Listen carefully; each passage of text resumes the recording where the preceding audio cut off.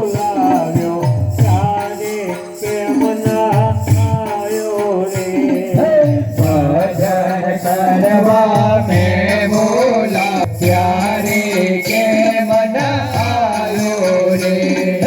મારા ઘરમાં ભજન કરતા તું શાને શરમાયો રે